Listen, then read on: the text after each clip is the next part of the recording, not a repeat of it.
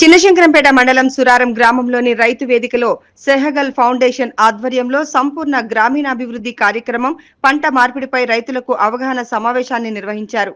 ఈ కార్యక్రమానికి ముఖ్య అతిథిగా ఇన్ఛార్జ్ వ్యవసాయ సహాయ సంచాలకులు రాజనారాయణ హాజరై రైతులకు తక్కువ పెట్టుబడితో ఎక్కువ పంట దిగుబడిపై అవగాహన కల్పించారు. అనంతరం ఆయన మాట్లాడుతూ రైతులు ప్రతిసారి ఒకే రకమైన పంట వేయకుండా అప్పుడప్పుడు పంట మార్పిడి చేయాలని, పంట మార్పిడితోనే భూమిలో లఘు పెరుగుతుందని, జీలుగా, జనుము వంటి పంటలు వేసినట్లయితే భూమిలో లఘు పెరగడం జరుగుతుందని, తక్కువ పెట్టుబడితో ఎక్కువ దిగుబడి వచ్చే విధంగా పంటలు పండించుకునేందుకు అవకాశం ఉంటుందని, కోతులు బెడద నుండి పంటను రక్షించుకోవడానికి సోలార్ పరికరాలను ఉపయోగించుకోవాలని, సేంద్రియ ఎరువుల ద్వారానే పంటలను పండించుకునేందుకు కృషి చేయాలని వారు తెలిపారు.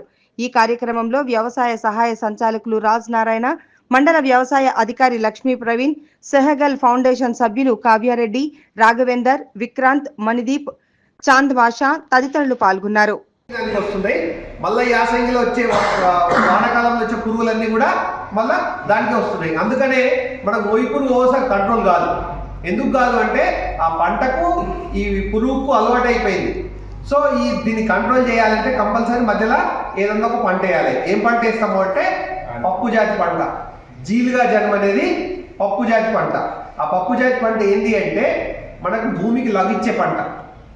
అంటే అది ఏం చేస్తుంది అంటే గాలిలో ఉన్నటువంటి నత్రజని తీసుకొచ్చి భూమిలో నిక్షిప్తం చేస్తుంది. ఎప్పుడైనా పల్లికాయ వ్యక్తి మన కింద ఏమవుతాయి, వేరుశనకాయలు దొరుకుతాయి కింద కింద.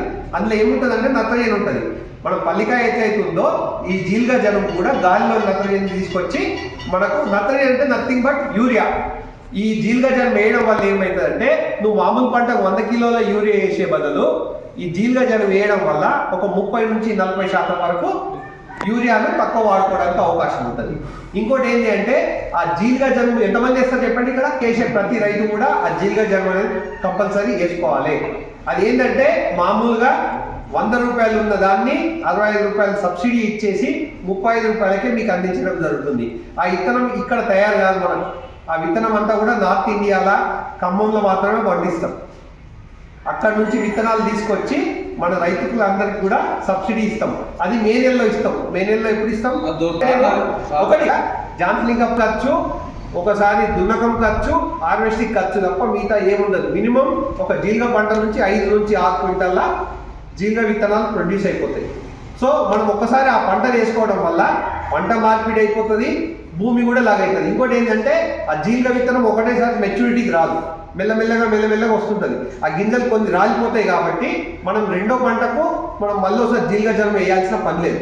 వేసుకొని 40 నుంచి 45 రోజులు అంటే పూత రాకముందే దున్నుకుంటే ఏమైపోతుందంటే భూమి అనేది బాగా అవుతుంది. మీరు అబ్జర్వ్ చేయండి.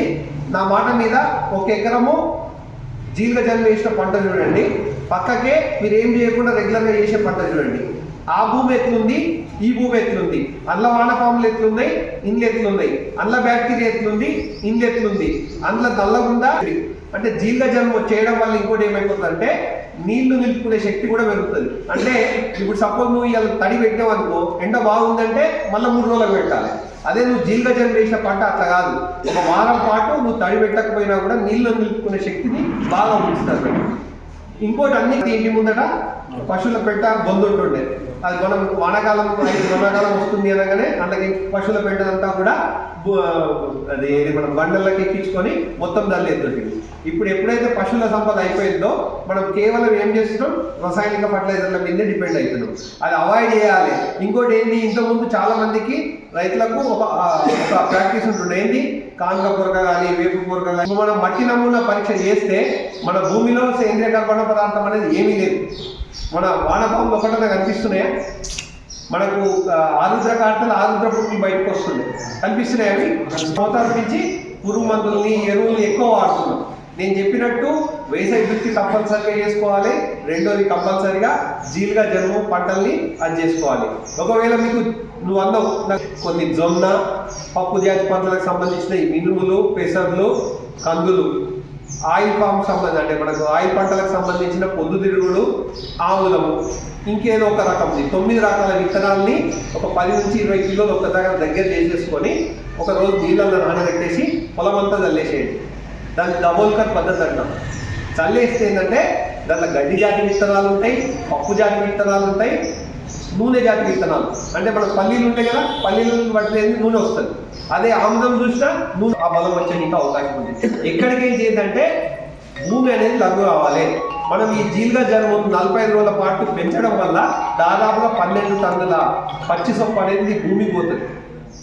అంటే దాదాపు 3 నుంచి 4 ట్రాక్టర్ల పశువుల పెండలో ఎంతైతే బలం ఉంటుందో నేను చెప్పిన దీంట్లో కూడా ఈ డబుల్ కట్ పద్ధతిలో పెంచి 45 రోజులే, అది పూత రాకముందే చేయాలి. పూత వచ్చితే ఏమైపోతుందంటే ఆ భూమిలో ఉన్న పదార్థం అంతా కూడా పూత తీసుకుంటుంది.